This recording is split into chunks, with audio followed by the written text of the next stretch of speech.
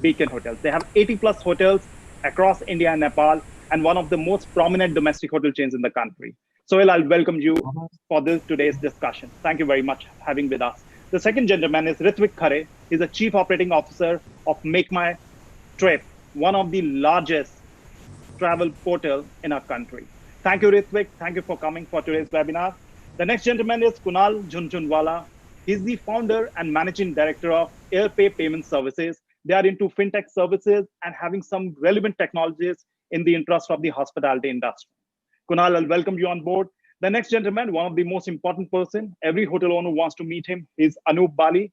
He is the president and chief financial officer of Tourism Finance Corporation of India.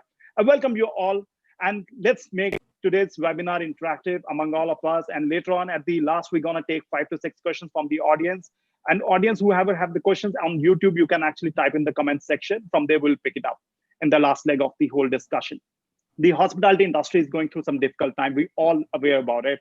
Even at grassroots level, executive can say, a person sitting in the boardroom can say the same.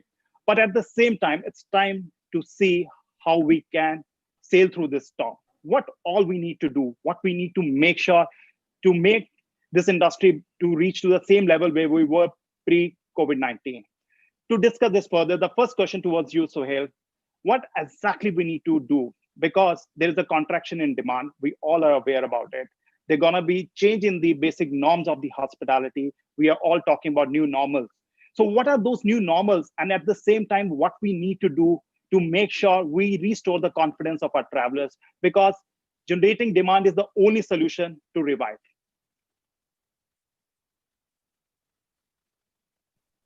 Suhail, you are mute. Suhail, you are mute. Sorry, on the first part of it, on the contraction of demand, yes, there has been a significant contraction of demand. And I don't think anyone is going to turn around and say otherwise. We don't see this demand bouncing back immediately, at least definitely not for the next quarter coming in. Hopefully the second half of the year looks a little better, but it's still going to be significantly below the previous year. What we need to do is right now just look at instilling confidence in people that traveling is safe, that hotels are safe. We still await permission from the government to reopen hotels. Not sure exactly when that's going to be. Some states giving feelers that they may allow hotels to open from 1st of June, which is good news. But we need the demand now to pick up as well. But this is the short-term story. I think in the long term, the hospitality industry still has a lot of bright points to it. There's going to be a supply shortage in the market in the next, say, 2 years, which is going to mean that the hotels are going to see times that they've seen in 2007, 2006, 7, 8, when they were at their peaks. Those times are going to come back. Okay, because there's going to be an increase in demand in the next 2 years, and we're going to see the supply not keeping pace. So it's an industry that hasn't lost hope, and I think that's right now the thing we're clinging on to the most, it's hope. In terms of changes in the hotels, while we're not doing any physical structural changes in the hotels for this COVID issue, we are seeing a lot of operational changes. We are seeing screen guards, our employees are all in masks. We're asking all guests in public areas to wear masks. We've ensured the 6 feet distancing. We've done markings across the entire property to ensure the 6 feet distancing is kept. Services that would ideally ensure that really can't ensure distancing is kept have been stopped. So we are stopping certain valet services of cars. We're allowing guests to self-park cars. We are stopping the buffets in restaurants. We're going to be doing all table service. Check-ins of guests are going to be completely digitalized, where a guest is going to be allotted his room number even prior to him arriving at the hotel. All he has to do is pick up his keys. So a lot of steps being taken in the hotel. We've released our staging program, which is effectively all the standard operating procedures that we've changed and that are going to be applicable for people going forward. Wonderful. Ritwik, would you like to add how you see the revival is going to be possible from the travel and tour side as well? Yeah, no, thanks, and thanks for having me on the on this webinar. So there are two or three things which are more important than ever. It's not at all wise to say that hygiene is something new for hospitality. Obviously, hygiene is one of the cornerstones of hospitality.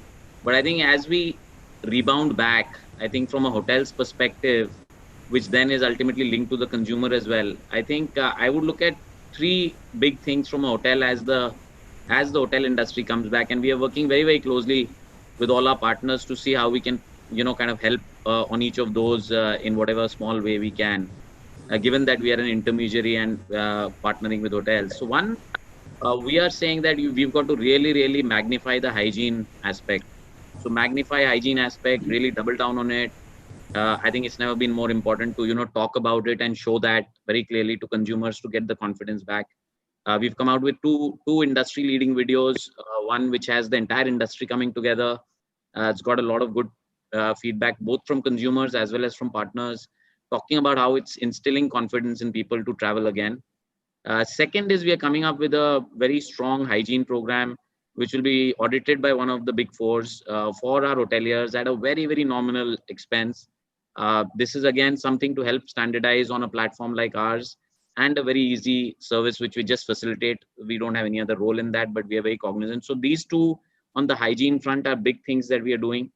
We are also working very hard with hotels to say that, look, this is the time to be very, very agile. We keep talking about agility on the technology front. In fact, agile technologies is something which is, or agility in technology is something which is a backbone of a very strong technology framework. I think on similar lines, I think hotels and revenue management and distribution right now, I think our advice is that we'll have to really, the agile hotels will win is the way we are looking at it. And I think there are two or three components to that.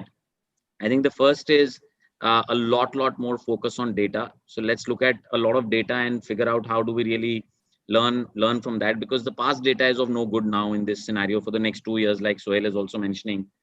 The other is flexibility. So we've got to really be flexible in our entire approach towards welcoming guests. It's not just the rate plans or the room plans or the business distribution policies, but everything, literally be flexible in the way we distribute and welcome guests. And obviously the rate plans is one component of that. And then the third is obviously the whole distribution product itself, your advanced purchase windows, your overall promotion policies, the inclusions, the value. What do you do with meal plans, given that people won't want to venture out too much? How do you even meeting rooms into the program as well for corporate travelers? All of this then becomes a very strong part of the modifying the product offering, keeping it very, very agile, which is needed. That's my, second big one, which we are working very closely with hotel partners. And lastly, obviously, we are doing a lot of initiatives to ensure that we help hotels generate cash. So two parts in which how any company is looking at things right now, and it's no different, I think, for hospitality, industry, or even for us as an intermediary. Two parts to our cash strategy. One is obviously we focus very, very heavily towards newer segments or segments which are going to help us generate the cash. And secondly, obviously, those which will help us conserve it. So on the generation of cash, we're doing a lot of stuff with hotels. We've launched some unique product offerings even on the hotel side, really vouchers, coupons, advance purchase. We're seeing some good pace for November, December in leisure. We're developing a lot of staycation products, gift cards. So lots of unique things which didn't get the importance in the past are coming up. So it's fair to say that on these pillars is where we think the hospitality industry will come back strongly, and those who embrace this will really be better off. And we are doing our bit to help partner hotels on these. That's quite encouraging. Ritwik. Good to hear that from you. Some sign of positivity, at least we can see from your comments. That's very encouraging, I must say that. Suhail, F&B is one of the most important component in Indian hospitality industry. Significant portion of the revenues come from the F&B business. Now, in these times, we all are talking, there has to be physical distancing. We have to maintain, and we have to redesign the restaurants, the banquet areas, spas, and the common areas as well. Now, if we do that, especially the restaurant, if we put that physical distancing between the tables, what type of loss of revenue you are anticipating in your properties? So the question is not if we do it, we don't have a choice, we have to do it. Okay, the F&B contribution to our group is about 40% of revenue comes from food and beverage. Now, that 40% of contribution is going to see a heavy footfall, and it's probably going to be the last one to recover. we're not going to see large format banquet functions coming up at least till October, November. Okay, till at least people are a little more certain of what the virus outcome is going to be. So that being said, I think there's going to be significant cost cutting with regards to food and beverage as a focus area, as a department area in the hotels as well. Food and beverage has not been a hugely profitable venture, but what it does is it also works as a big support for the rooms division. And right now, what we're going to see is even with the distance tables and things like that, it's not a question of loss of revenue because you're not going to get the footfall of people coming into the restaurant to occupy all those tables, right? They're not going to be the day we open up, our restaurants are not going to be packed and overflowing. We are working a lot towards home delivery. I think that is a big takeaway for hotels that is really catching on. I think hotels have not really focused on the home delivery aspect. That's something that all of us have been doing since the beginning of the lockdown. Now, in terms of how much of a contraction I'm going to see in food and beverage, it's really difficult to put a pinpoint and say what's the number going to be. But there's going to be a significant contraction. I would say in excess of 50%. Would be a positive scenario. Wonderful. Kunal, coming to you. Contactless check-in and check-out is one of the biggest talk in the industry right now. And that gives a lot of comfort to the guest as well, that I don't have to touch, I don't have to go to reception, I can straight away go to the lift, to my room, and everything can be done there. He feels some more secured, at least psychological for sure. What product exactly you have which can help the hoteliers across the board with this particular subject? First of all, thank you for having me, Nandivardhan. Suhail and Ritwik touched upon this a little bit. The overall hospitality experience is going to change completely, right? Keeping 6 feet distance is kind of not possible when somebody has to pay their bill, right? They walk up to a lobby, they walk up to a reception, it's fairly crowded because of the time frames, the amount of engagement that on the interactions that happen. So what we've done is not focus on the payment problem because that's a commodity problem to solve. What we focused on the experience and how do you tailor the hospitality experience within the transaction process. So what we have done is not only solve from providing links and where the cashier can generate a link and send it out to the customer to pay, but we've also looked at it from two perspectives. One is during check-in. The customer has to confirm the booking details and ensure that everything that they booked is kosher and correct. Second one is, the cashier or the receptionist has to collect their ID card. And the third is they need to collect a security deposit in a sense, right? So we've developed a tool that actually captures all these three pieces of information upfront, validates it to a large extent, and goes back and updates the cashier system or the property management system, stating that everything has been taken care of. I think that gives a completely rounded experience to all the stakeholders. Similarly, during checkout, that's a two-step process. The customer has to verify the bill and then has to make a decision on should they deduct the money from the security deposit or should they make a fresh payment. Because we have the history available with us, we're able to provide similar tools and extend the similar experience to the customer and the cashier at the same time. The real key to this entire process is ensuring that there is an integrated and a seamless experience for all stakeholders, and which are three primarily, which is the front desk member, the property management system itself, because it's unique to most hotels, and the customer themselves. So we've ensured that all these things work out seamlessly without taking away options from the customer's experience. Great, Kunal. I hope this rolls out fast from your side in the industry and more hotel owners can take the benefit from technology like this. Mr. Bali, I'm coming to you now. We all know there's going to be massive contraction in the demand for the next at least 12 months. It's quite visible, and that's what all the trends are showing, because they're going to be restricted travel and there's going to be a lot of issue. And the moment there is dip in the revenue, the first impact come on the GOP, and which leads to the probably they're going to be for next 1 quarter gross operating loss, and maybe for next 2 quarters you might struggle to even meet your operating expenses. In these scenarios, The owners who are having debts on their book, how they gonna sail through? What's your outlook on that? What's your advice to the hotel owners? How to come out of this mess? See, if you see, definitely there's an issue, and all the hoteliers who have been affected have revenue issues as well as GOP issues.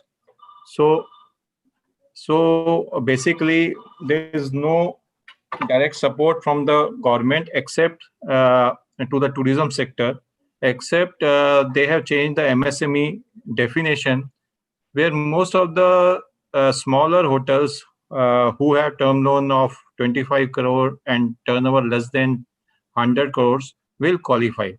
The second scheme which the government has announced, again, which is directed towards MSME sector, that revised MSME sector, is they will give equity.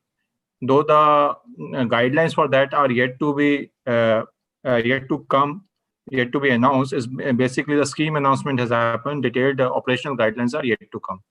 So through these two schemes, and the third is that RBI regulatory COVID package, where 6 months moratorium has been given, and the interest fallen due during this period is getting funded, and the repayments falling due during this period are getting extended. So these are the three reliefs which the government has announced.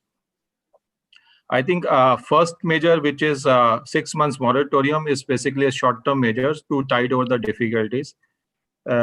The second measure is where you require money to stabilize your operations, or you require your cash flow mismatches will happen, which is a 20% loan if you have a debt of 25 crores, or maximum eligibility is 5 crore. So this loan is guaranteed by Government of India, so and is repayable over a period of 4 years. So 1 year moratorium and 36 monthly installments you have to repay this loan.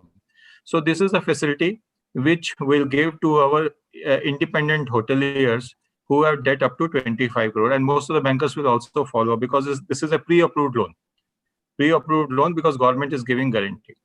And then once the equity infusion scheme comes into picture, which is I think 50,000 crores equity infusion, so that will be another help for the smaller or mid-sized hotels. I can say up to 3-star. I think all 3-star hotels will qualify with a turnover of less than 100 crores. Now, is going to be a challenge with the major hotel chains. I think there are very few major hotel chains where you can feel that they have more than 100 crores of turnover, major investment. I think there they have to either come out with an NCD issue to raise money from the market through preferential allotment. They can come out with a right issue, and all those issues, all through these possibilities, they can raise capital for their company. So this is what is possible as of now. In terms of what we are doing, we are also following the same set of schemes which have been announced and giving to our borrowers. We are also assessing requirement of our major hoteliers, and wherever possible, we'll try to help them out. When we can see disbursements effectively, when the owners can see the money in their bank accounts? It has to, that MSME scheme has to be, I think the operationalization of the scheme will happen in next 1 month or so. So I think by July, you will see money coming to the owners. Thanks for your reward. Ritwik, coming back to you. What are the learnings we can take from this entire COVID-19 outbreak? The industry has gone through some difficult spot. We all are aware about it. But every tragedy comes and teaches us as well. So what are those 3 learnings, if you would like to explain to our viewers, we can take out of this? Yeah, so no, that's an interesting question. So while obviously we are, like I said, we are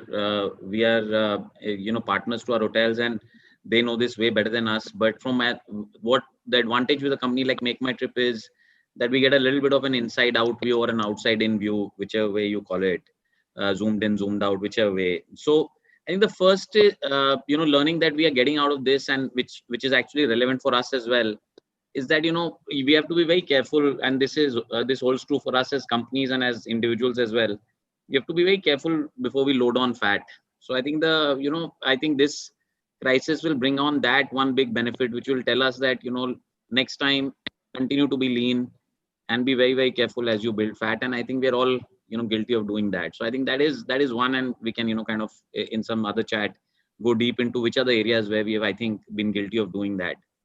I think the second, I would say, is a lot of the, and pardon me if it is not correct, but my sense is that some of our hotel partners have tended to kind of focus on only few segments, or have been over reliant on one or two segments versus having a very well distributed distribution strategy, if I may call it like that. And I think that's very, very important learning from this, whether you're focused only on corporate versus leisure, whether you're only focused on inbound versus domestic. I think you need to have a very, very good, and it holds true for a chain like, for example, like Fern as well. They have such a good portfolio of leisure and business both. So it is not at a chain level also, it is well diversified in that sense. So that's my second point, saying over reliance on any one segment, I think it has taught us not to do. And I think the third one, which is again very, very clearly coming out, is that it has, it will now teach us to look at data a lot more differently. In fact, what we believe that, we have, and that's why we have really ramped up our data services over the last 2-3 months during this break. I think we believe that the recovery will be aided and fastened and, enabled only by looking at data, because unfortunately, our AOPs don't hold true anymore. Our, last year's trends don't hold true anymore. Our segments don't hold true anymore. So the fresh data or the new data and the futuristic trends, which people like us thankfully have, which is a sort of a lead indicator in that sense. So a lot of it has taught us to be a lot more data centric than before. I think these three and I think those partners who follow these three, I think will come out. I don't think I have a slight different view. While 2 years or 2.5 years, whichever way the industry will have stress. But I think even coming out of this, the real winners will be those who are going to be more agile, those who are going to be adapt during these 2 years. And hence, hence it's very, very important to focus on some of these factors. Ritwik, inbound travel is very critical, for some of the hotels in our country, especially in the belt of Rajasthan, Goa, Kerala. Some of the hotels really can't think of how to replace that part of the business. And daily we get calls from the owners in our consulting business and all that. What do you think? What's the future of inbound travel business for next 6 months, 12 months, and 18 months? So two points before I delve into what we think is the future of inbound for the short term and the medium term. I think firstly, I would tend to make a slight modification to your statement that the inbound business cannot be replaced. And I'll add one more segment which is very reliant on inbound is, a lot of big city hotels near the airports. They're all also, I'm talking about the 5-star brands, luxury brands. They do, all of these segments, including the ones that you called out, have a fairly strong reliance on inbound, especially 6 to 9 months in the year. My sense is it can be replaced. I'll give you an example. I think luxury hotels in Udaipur, I would say 10 years ago would get only 2 to 3% or 5% of their winter business from domestic. Now that number is as high as 45-50% for all the luxury hotels in Udaipur. So my submission there is that it is easy to, not easy, but it is definitely, there is a segment in India which will take up that demand. Inbound, let me not even say inbound, our assessment, and I used to run the international business for MakeMyTrip till very recently. Our assessment is that international business or international travel will be a lot longer hit than domestic for sure. I think inbound will be much slower to come by, and largely for two reasons. One is obviously the safety concerns. The second is people are not sure what sort of travel restrictions will happen, even if you're allowed to land in. And third, obviously, a lot of the work, intercontinental has started happening on Zoom and quite effectively to that extent. And hence, I think these three segments, these three reasons will cause inbound to be a little muted over the next 2 years. We are not very, very, bullish on inbound. On outbound, I think we are saying that some small short-haul destinations, direct flights, 3-4 hours, but direct flights, like Maldives, like Bali, maybe not Bali, actually, maybe Dubai, Thailand for sure. These are the ones which will come back. Sri Lanka, these are the ones which will come back sooner. Nepal, etc., obviously are more, more driving also in that sense. So these are the, I think our beliefs on the inbound and the outbound both. Not very bullish, unfortunately, on inbound for the next, 12 to 24 months. Suhail, coming to you on the revenue side, for your portfolio, which revenue stream you think going to contribute the maximum business for next 6 to 12 months? So we've always been a little more reliant on domestic tourism and domestic in terms of business travel as well as this. A large portion of our business does come from online as well. I think domestic will be strong, but I have a couple of concerns with the domestic tourism as well. One, I think there was an announcement by Mr. Hardeep Puri that he is looking to open international travel as well by mid-June. While that may be postponed, I don't see it opening by mid-June, even if it gets postponed to mid-July. I do think a lot of our domestic travelers will still look at traveling internationally.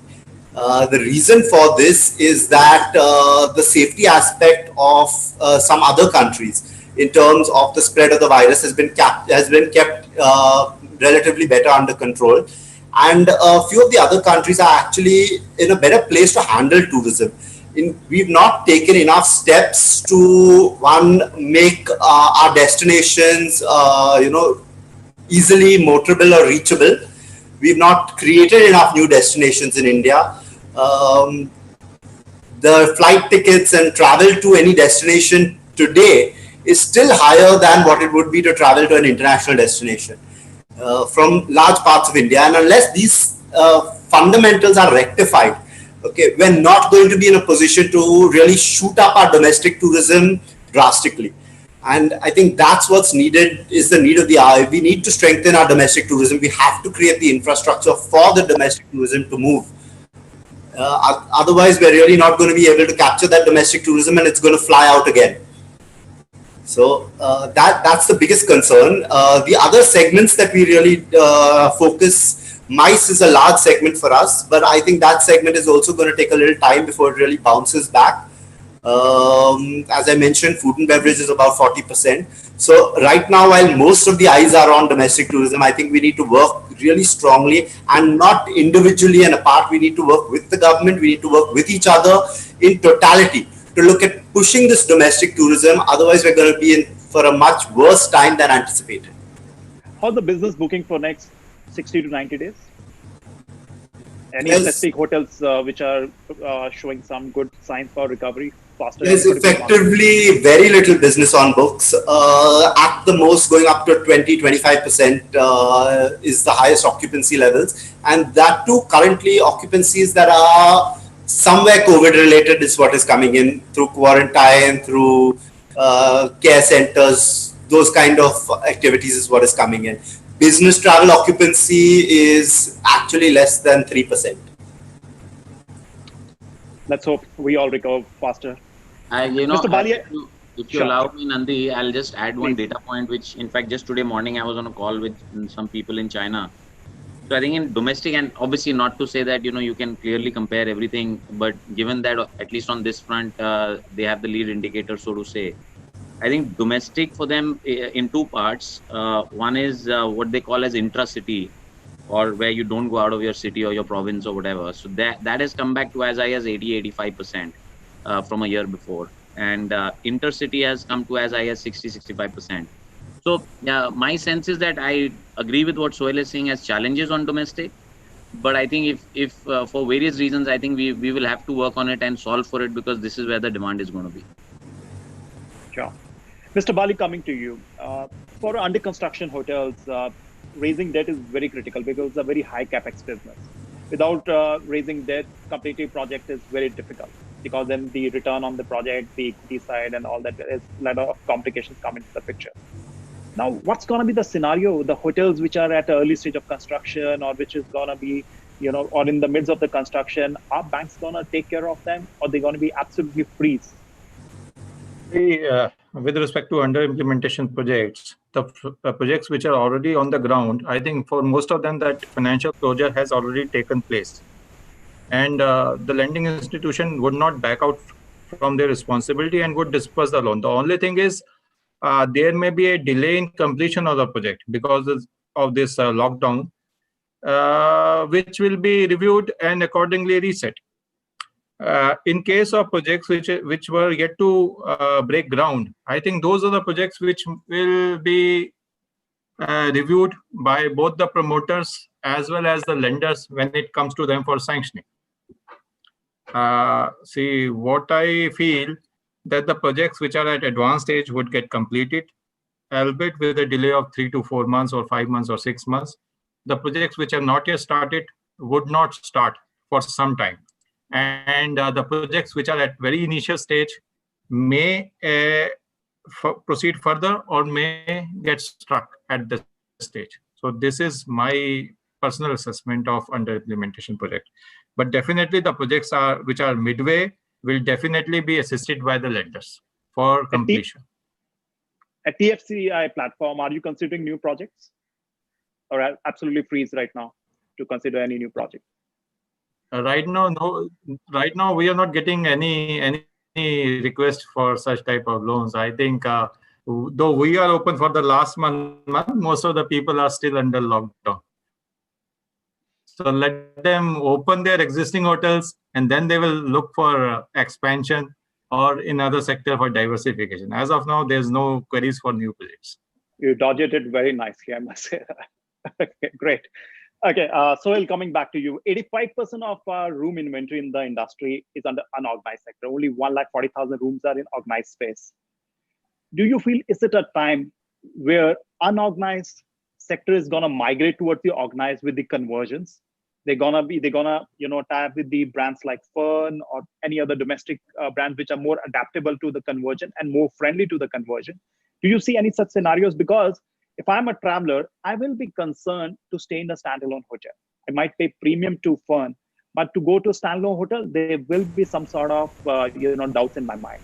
Do you see such scenarios? And is there any rise? I think, Nandi, you hit the nail on the head. I think the trust factor is what's important. And as a brand, I think that's one of the largest things that we try and create is trust within our consumers that, if they come to us, they have a particular standard that they can expect.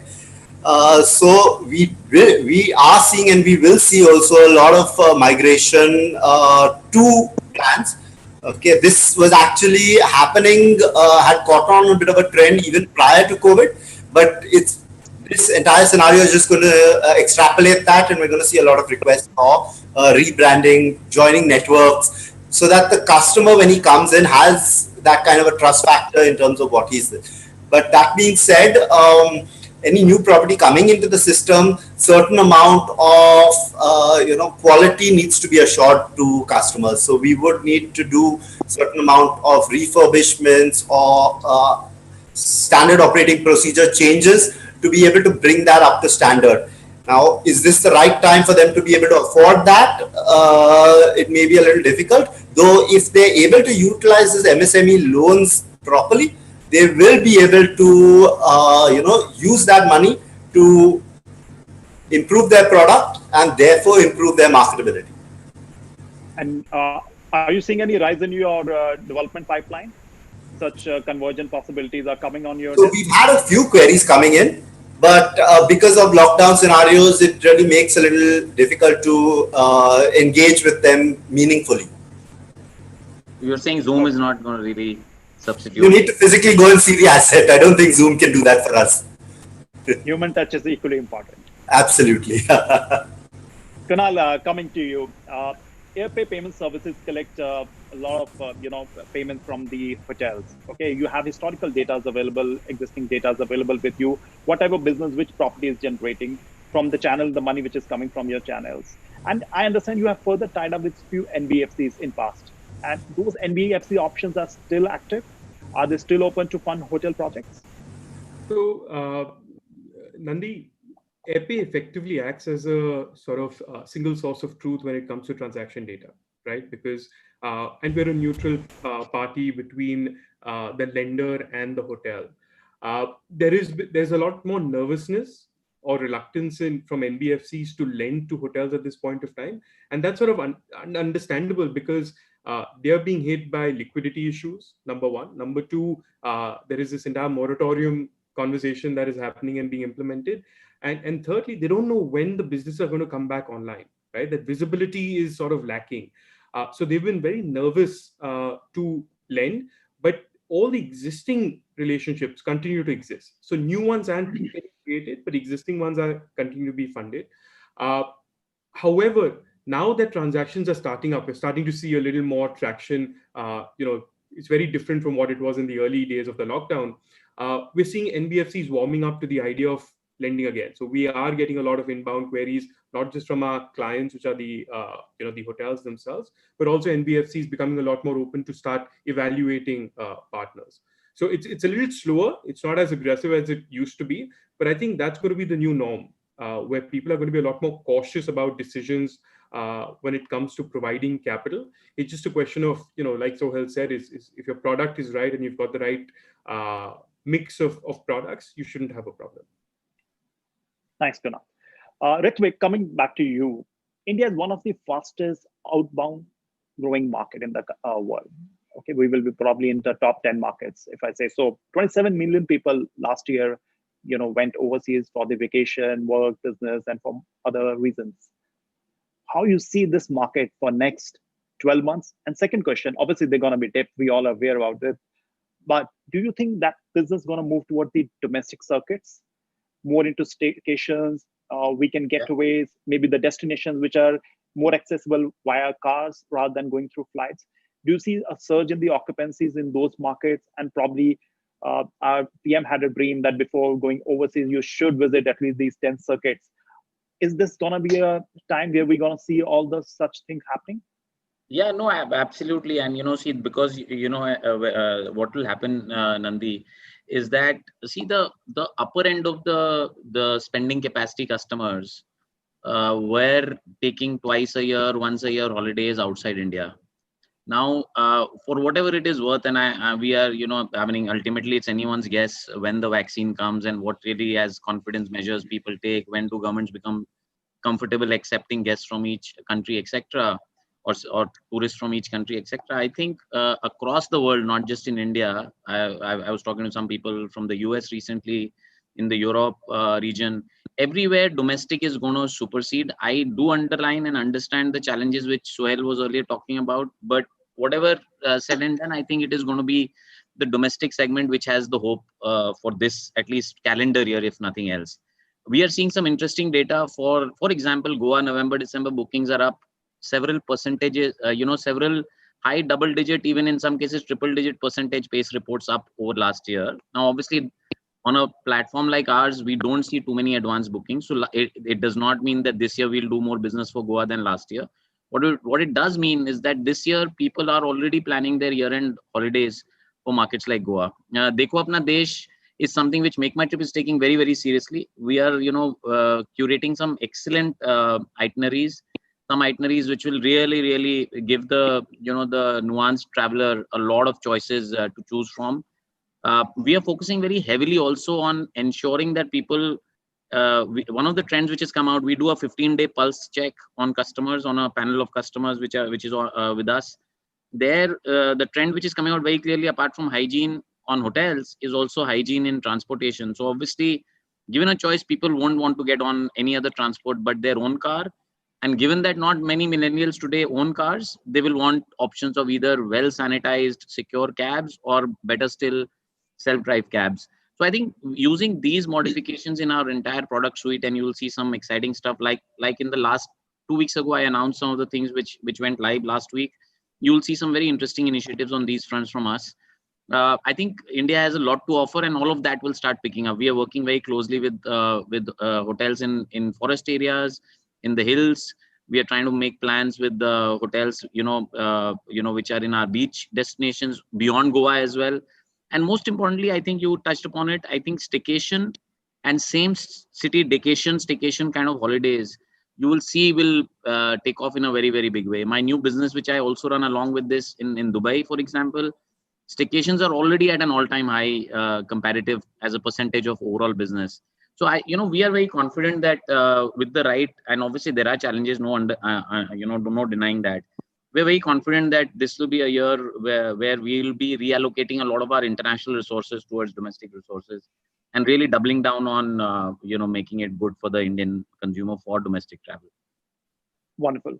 Mr. Bali, coming back to you. In regard to the assets who are over leveraged, even before the pre-COVID-19 scenario, they were, generating only that much GOP, which was going entirely to the bank. So barely some months they're up, some months down, struggling to get through. Now, because of this current scenario, absolutely, even if you extend 20% extension on their loan amount, is not going to make good, because for next 2-3 years, we see it really challenging time for them. What's your advice to such owners where they have taken more loans, what otherwise the hotel can survive with? Mr. Bali?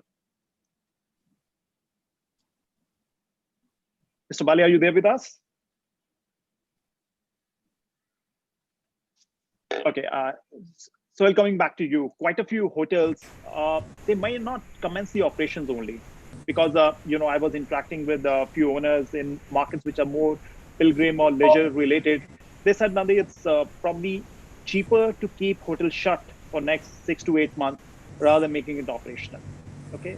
Do you feel that that's going to be the scenario for next few, months or maybe a year, where the hotels, they might not commence the operation despite there's a relaxation from the government side, local authority side, but they might not open because they feel that if it's a 20, 25% or 30% occupancy, we might not even cover our operating costs. So rather keep it shut. So there are certain hotels that are extremely seasonal, right? So if you look at hotels in the hills, you look at some religious destinations, they're very seasonal in terms of their business. Now, the season effectively is for the hotels in the hill would be May, June, July.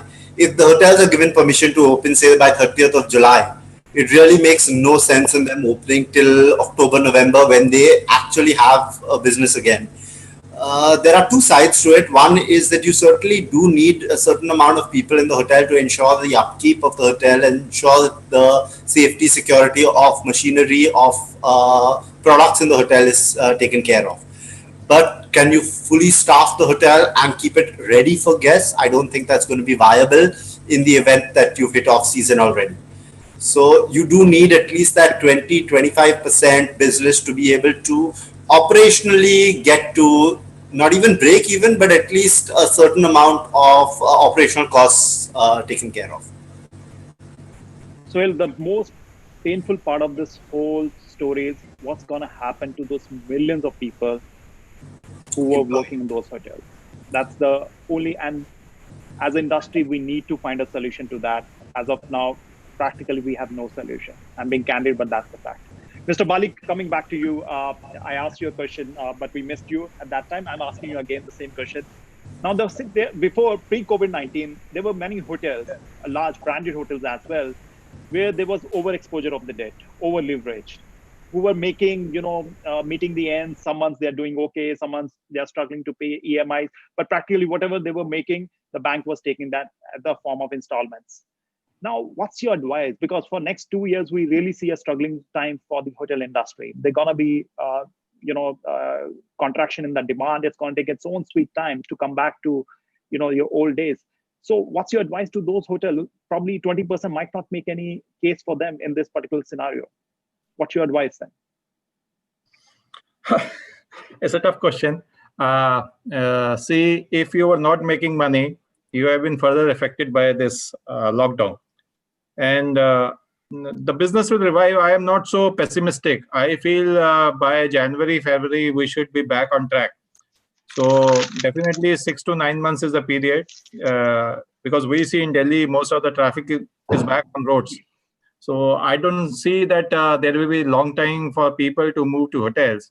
But definitely the hotels which had problems, which are not earning much, they have to look for alternatives. Either they have to bring in a partner or they have to exit.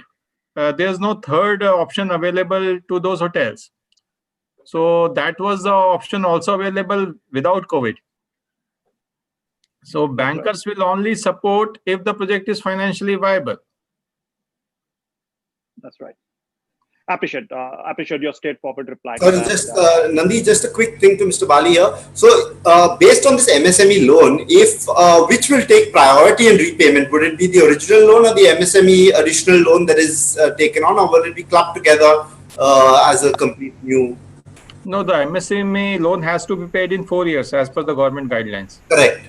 So it's 1 year moratorium and 36 monthly installment. The repayment of the original loan will continue as per the terms of sanction with that moratorium which has been granted by RBI. So 6 months deferment, then it will continue as it is, as of now. Suhail, I would like to put one theoretical question to you, and let's have your opinion, and post that we will go to Ritwik for the same question. 1 million rooms in our country, 65% national average occupancy. So that's what the scenario right now. Okay. Out of which 15% is the only organized category, where probably you will feel safe. Okay, they will, have their own clean programs. They will take care of health, hygiene, and all that. Demand might dip from 65% occupancy to, let's say, 40% occupancy. But is there going to be a case that 40% majority goes to that 140,000 rooms, and probably those organized players might not struggle? If that's going to be the case? No, absolutely. There's no question about it. The first pick of the cherry is definitely going to be with the organized sector. Not only that, we're going to see the organized sector in totality, at least in the short term, have a bit of a rate drop, which will make it even more competitive for the unorganized sector to try and keep up. So I definitely think a lot of the organized sector is going to benefit. In fact, we still get queries from a lot of business houses that have had permission to open up, checking as to when hotels are going to get permission so that their travel can start. So I think the organized sector is definitely going to benefit first. Ritwik, you guys sit on the maximum data points because you know how the booking flows moving on from the organized sector, unorganized sector. Okay, you have a great sense on this particular space. What's your view? Is that's what's going to happen? The theory which I just narrated, is that's the possibility you also see from your booking platforms? As part of my job, I manage most of the key relationships of the company. So I'm paid to say organized sector will win over the unorganized sector for sure. But jokes apart, I think my sense is absolutely similar that, people will look to gravitate towards brands which will give you a bigger sense of safety, a bigger sense of hygiene, more care. Does that mean that, the individual independent hotelier will not, kind of come up to speed in terms of how they will modify their offering and their product as such? I think definitely they will find it a little more challenging than communicating hygiene than any other branded player. So our sense is that definitely in the next 6 months, branded players will benefit a lot more. I think another segment which we think will make a lot of difference or will see a lot of fillip is basically your high-end, individual homestays, high-end individual, kind of properties, villas. And I think that trend, if you see in a lot of markets, Goa is a classic example. The hills are a classic example. It's really picking up as a trend. And I think, again, here it will become, a comfort factor to people because they'll be able to chat with the owner, get it sanitized, get comfort, and so on and so forth, and kind of get there. So I think these 2 or 3 segments will come up. We are launching a program right now to give confidence to consumers. You must have seen the video that I talked about, with our Arogya Setu app, which we have, kind of developed in partnership. Our engineers have made it in partnership with the government of India. I think that will play a very significant role in ensuring that at the time of check-in, hoteliers are able to, kind of sift through customers or, potential customers in that sense. Or at least get some sense of where to, kind of put up a checkpoint. And also now we are coming up with a branded, Big Four audit, Monday or Tuesday, it should be launched with our partners, where like I said earlier, where at a very, very nominal cost, we will be auditing the entire, basically based on WHO guidelines and Ministry of Tourism guidelines, the entire premises. So at least every hotelier will have the access to a very, very reasonably costed, and it's actually a direct between the two, between the Big Four company and the hotel partner in that sense, where they'll have access to services which will help them give that confidence to consumers. I think content will play a very large role as well. How we are able to showcase, we might be very hygienic in our approach at the hotel, but if we are not able to communicate this to the customer, it's of no value. So a lot of work we are doing with our partners is to say, how do we really communicate this well? So Ritwik, recently you have moved into a business of food delivery from the premium luxury hotels. How's that business shaping up? And do you see a huge demand coming up very soon from that section of the business?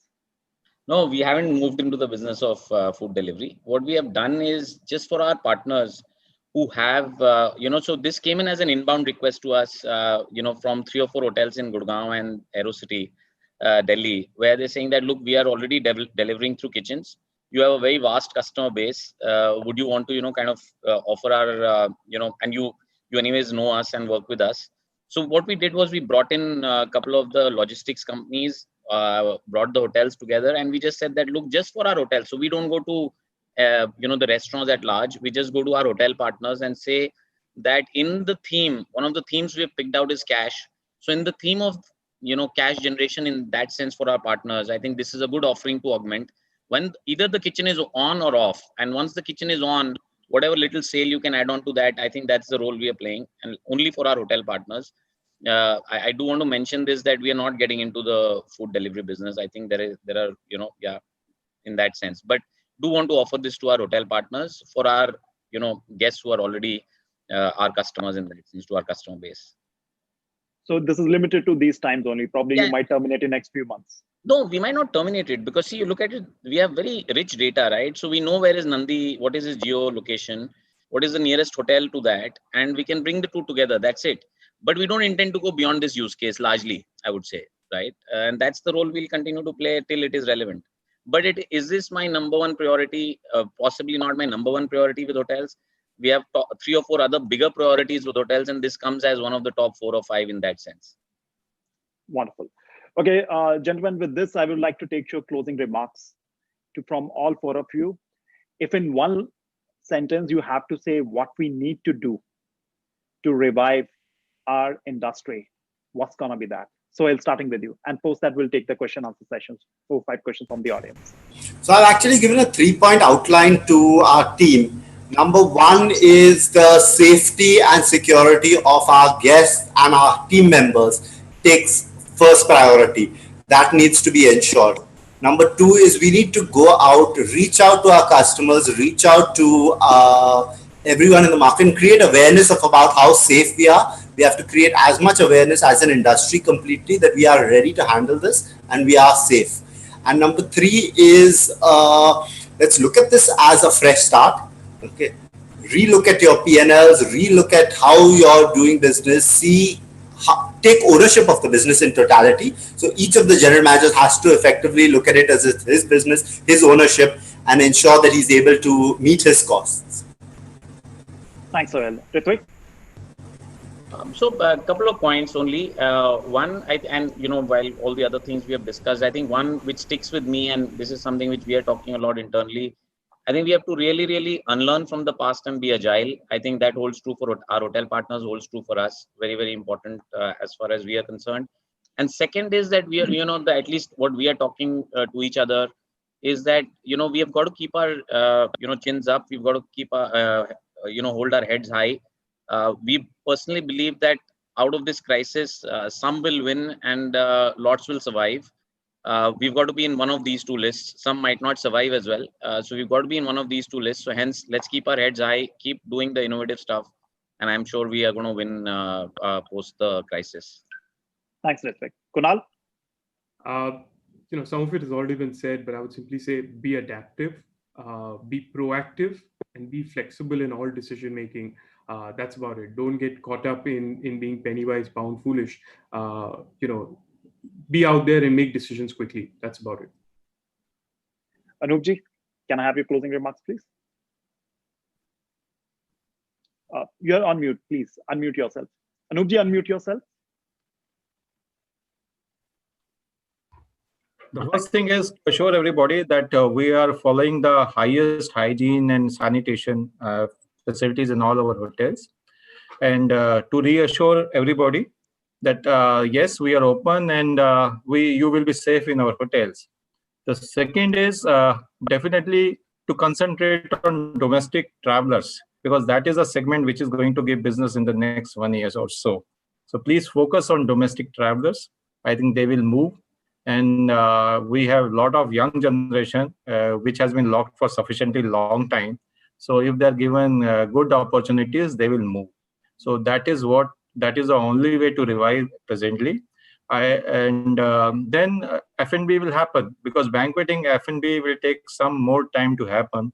The first is movement of domestic leisure travelers as well as domestic corporate travelers. So this is the segment where all the hotels should focus for reviving their business in the at least next 5 or 6 months to happen.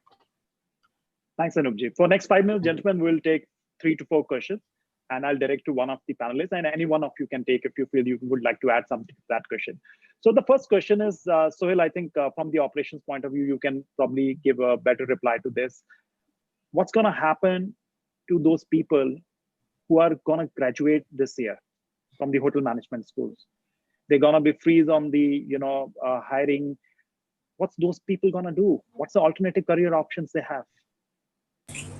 So it's not necessary that they need to look at it as an alternate career options. Yes, there's going to be a hiring freeze across most of the industry. But what you need to do is, one, focus on improving your skills, focus on learning, spend this time that you're getting to further learn and further develop. It may not be that everyone gets a job after graduating this year, but you use that time that you're getting wisely.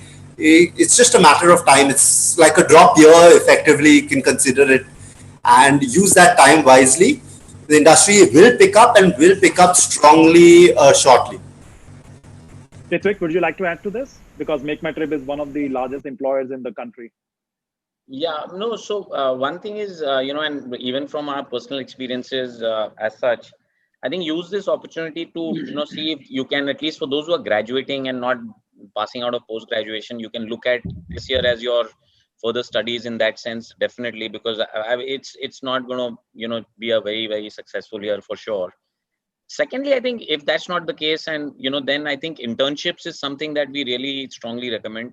A lot of and enough projects out there, because I think that way you'll do two things. One is you will get a lot of training and development, and you will have something building on beyond the obviously beyond the education that one has really proudly passed out of. So I think these two things, I think internships will really, and there are, I think from what I'm seeing across, a lot of opportunities for kind of revenue sharing kind of models on sales, etc. in various industries. So it's not all, difficult in that sense. One will have to just be a little adaptive here as well. Thanks, Ritwik. Suhail, another question from the operations perspective, it is, what are you doing to take care of your employees' safety? Once you launch the hotels back again, they're going to be at, if hotels are public space, anyone can walk in. You just need to buy a room, pay, and anyone can come and stay. What you going to do to make sure that your employees are equally safe at that point of time? So effectively what we're doing is all temperature checks happening at every entry point, be it a staff entry point or a guest entry point. The temperature checks happening. All staff as well as guests will be required to wear masks in public areas at all points of time.